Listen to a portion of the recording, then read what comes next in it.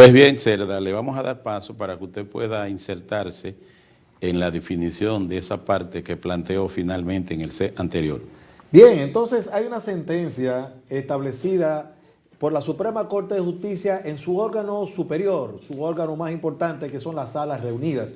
No fue ni siquiera una sala penal, civil o de derecho administrativo, sino las salas reunidas. Esto fue el 19 de abril del año 2017. Y dice la Suprema Corte, ha sido establecido por esta Corte de Casación que se entiende como buena fe el modo sincero y justo que debe prevalecer en la ejecución de los contratos y no reine la malicia, ni tampoco el interés de preservar el señalado principio de la autonomía de la voluntad, fuente primigenia de la regulación contractual que confiere al contrato el equilibrio que se presume que han deseado las partes. En tanto, mala fe es la actitud en que falta a la sinceridad y que predomina esa falta de la sinceridad en la vinculación de las personas. Eso ha dicho la Suprema Corte de lo que es buena fe, pero es bueno señalar que la buena fe se refiere, de acuerdo a los conocimientos y los estudios, la doctrina más reciente, no tan solo a lo que hacen las partes en la ejecución del contrato, como bien señala el 1134, dice, deben ejecutarse de buena fe. No se refiere a eso nada más. Esa es la visión que se tenía en un Estado liberal, como el que surgió con la Revolución Francesa. Luego que tenemos un Estado social, entonces tenemos que verificar las tres etapas del contrato. La etapa de antes de la convención, la etapa de la convención y la etapa de la ejecución. En todo esto, estas tres etapas, tenemos que verificar si ciertamente hubo buena fe antes de que se hiciera contrato, luego que se está conviniendo, acordando y luego para la ejecución de ese contrato. Buena fe en las tres etapas. Sí, y es que hay una situación, en todo contrato debe haber un objeto, en todo contrato debe haber una causa, en todo contrato deben estar las partes contratando. Y como también hay que entender, Cerda, que los vicios del consentimiento pudieran atrapar a cualquiera que con mala fe quisiese contratar, hay que entender entonces que la autonomía de la voluntad hace referencia a esa libertad de contratar, pero con el consentimiento debido. Porque nadie puede hacer un contrato si no desea, si no quiere hacerlo. Pero si se va a someter a hacerlo, porque está de acuerdo en que lo quiere hacer, debe dar su consentimiento. Y ahí podríamos hablar de la autonomía de la voluntad, porque así se decidió, las partes están de acuerdo y van a firmar el contrato. Se va a hablar de que las condiciones de ese contrato se van a definir ahí. Pero no podemos nosotros, a la hora de hacer un contrato, someter a la otra parte a un engaño. Entiéndase a ese vicio del consentimiento que le llaman dolo y que pueda producir un engaño. Si usted no es dueño de una propiedad y ya me está sonando en el oído el estelionato, si usted no advierte que es el dueño, usted no puede vender. Porque de hacerlo entonces, a sabiendas de que no era el dueño, incurriría un estelionato, porque usted no podría traspasar una propiedad que no es suya, porque no tenía la titularidad del derecho. Entonces, mucha gente le dice en sentido penal, me estafó, porque me engañó, hubo una maniobra fraudulenta, me dijo que eso era suyo y me vendió y me recibió el dinero, pero lo engañó. En materia civil se dice estelionato porque se vende una propiedad que no es suya. Pero también, eso era para poner un ejemplo de lo que pudiera ser el dolo, pero pudiéramos hablar del error también, porque el error también es un vicio del consentimiento, así como la violencia también, en sentido general, aunque la lesión llega de forma excepcional como vicio del consentimiento también, contenido en el 1674 del Código Civil.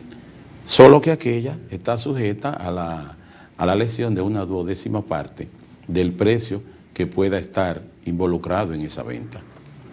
No así con relación a los demás vicios del consentimiento que pueden también arrastrar la nulidad de un contrato y estarían revestidas de una mala fe. Si bien el 2268 del Código Civil dice que la buena fe se presume y quien quiera probar lo contrario debe entonces demostrarlo, pudiéramos poner un ejemplo. Lo que la jurisprudencia siempre ha dicho, que la mala fe arrastra el conocimiento que una de las partes tuviera a pesar de hacer la negociación, porque si usted sabe que esa propiedad está en una litis sobre derecho registrado, para poner un ejemplo, y usted compra sobre esa base, a sabiendas de que esa propiedad está en litis, evidentemente que esa litis arrastró alguna nota preventiva, y esa nota preventiva, si bien usted es un adquiriente a título oneroso, pero no de buena fe. ¿Por qué no de buena fe? Porque usted sabía que eso estaba en litis. Entonces usted no podría alegar mañana que va a demandar la rescisión porque hay una litis que usted desconocía cuando en derecho registrado no hay vicios ocultos. Entonces, si usted tiene, porque ¿qué es lo que se hace? Para comprar alguna propiedad inmobiliaria, primero investigar el estatus de esa propiedad. Y si se compra en las condiciones en que ya estaba, entonces se sobreentiende que usted tenía conocimiento y usted no podrá alegar ni privilegiarse con ese criterio de ser un adquiriente a título oneroso y de buena fe. Doctor Cerda. Bien, como veníamos señalando... Ya estamos entrando en el... Sí, estábamos señalando primero cómo se le aborda a ustedes, amables televidentes, este tema de la buena fe contractual. Lo señalábamos que parte del hecho de que existe primero la persona que le interesa realizar el contrato, y sobre esa base estábamos diciendo que también hay un entorno, hay una comunidad. En este sentido hay un Estado. En la época en que se promulgó el Código Civil, que es todavía el que tenemos vigente, había un tipo de Estado, ahora cambia y hay otro tipo de Estado. Ahora bien, luego que ya están establecidas estos elementos para definir este fenómeno de la buena fe y del contrato, entonces tenemos que darnos cuenta que existen esas fases que señalaba antes de que exista el contrato, cuando se conviene, cuando se contrata y luego cuando se ejecuta. Ahí entonces tenemos que determinar la situación que se viene dando para establecer si hay o no buena fe en cada uno de esos elementos, y para eso tenemos que enjuiciar, tenemos que valorar este tipo de situaciones. Entonces, lo primero que tenemos que ver es cuándo hay buena fe.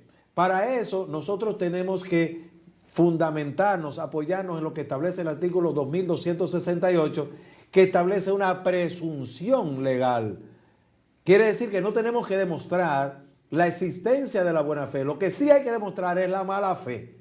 Pero la buena fe se presume para todas las personas, tomando en cuenta el estado en el que nos desenvolvemos, que era antes un estado liberal, pero que no ha cambiado nada ahora que es un estado social. Se presume siempre. Y se presume no tanto en lo nacional, sino en lo internacional. De ahí vienen entonces las negociaciones internacionales entre una persona de un país con otra, que siempre va a presumirse la buena fe entre ellos, tomando en consideración que la buena fe es un estado de la persona, es un estado de la conciencia, es un estado del comportamiento, sobre la base de que siempre vamos a presumir que estamos actuando conforme a la ley. Así las cosas, estamos ya preparando el marco en el que vamos a definir ya posteriormente lo que es la autonomía de la voluntad al momento de formar un contrato, tomando en consideración esta presunción.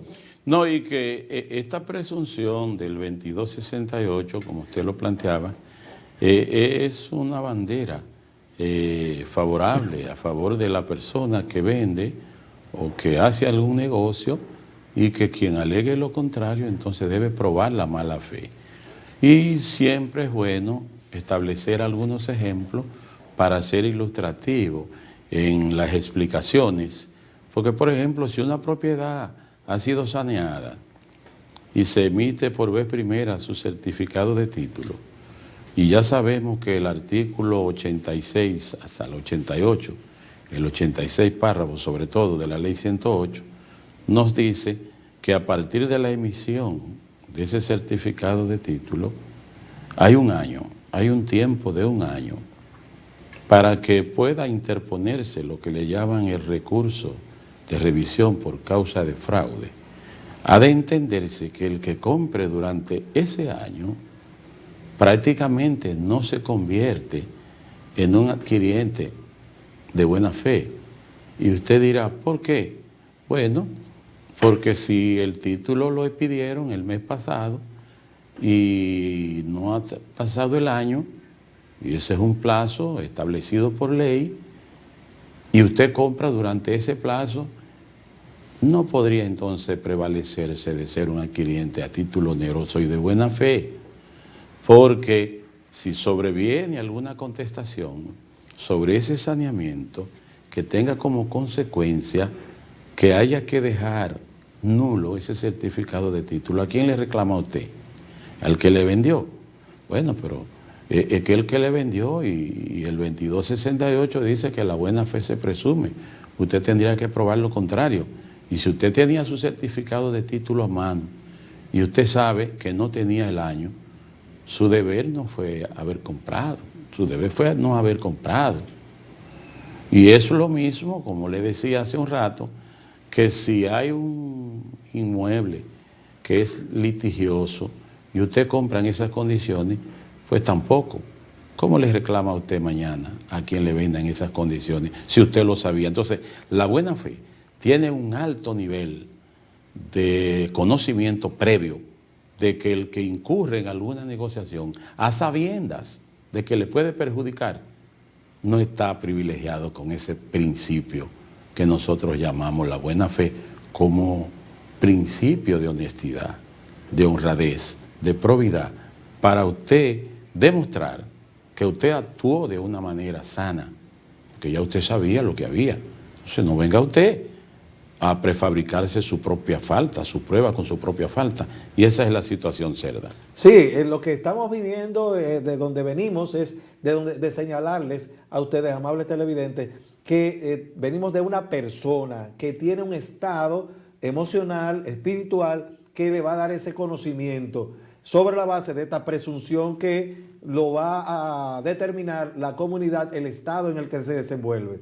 Vamos a apoyarnos en este momento para darle mayor explicación a ustedes en un escrito que lo vamos a colocar en la caja de comentarios dentro de la transmisión de YouTube de un profesor chileno, Adrian Schock, que nos establece qué es este estándar de conducta que debe de tener esta persona para ajustarse a lo que internacionalmente conocemos como buena fe.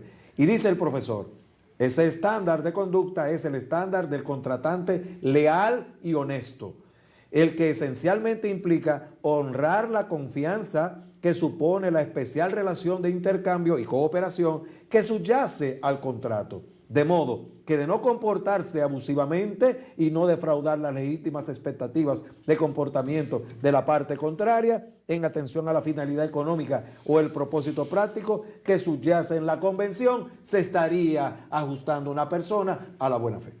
Así es. No, ciertamente es correcto ese planteamiento de ese profesor chileno que inclusive hace alusión él ahí a algunos artículos como el 1545, 1546, para referirse a la buena fe contractual y a ese grado de lealtad, de honestidad para la celebración de las convenciones. En el nuestro no es el 1545, sino el 1134, el 1135 y también el 2268, entre otras disposiciones que tienen que ver. A mí me gusta poner algunos ejemplos siempre, porque a veces la gente dice, pero yo le compré de buena fe a usted. Usted y yo hicimos un contrato de buena fe, porque usted sabía que ese vehículo a mí me interesaba y estaba a nombre suyo. Y yo le dije que le iba a comprar en 2 pagos. Eran 500 y le di 300 y 200 en 30 días. Y usted me entregó el vehículo. Pero usted hizo un préstamo y en ese préstamo que usted hizo por detrás, entonces me trae perjuicio. Y con este ejemplo, en el próximo segmento, vamos a darle continuación para ilustrar mejor lo que es la buena fe. Adelante.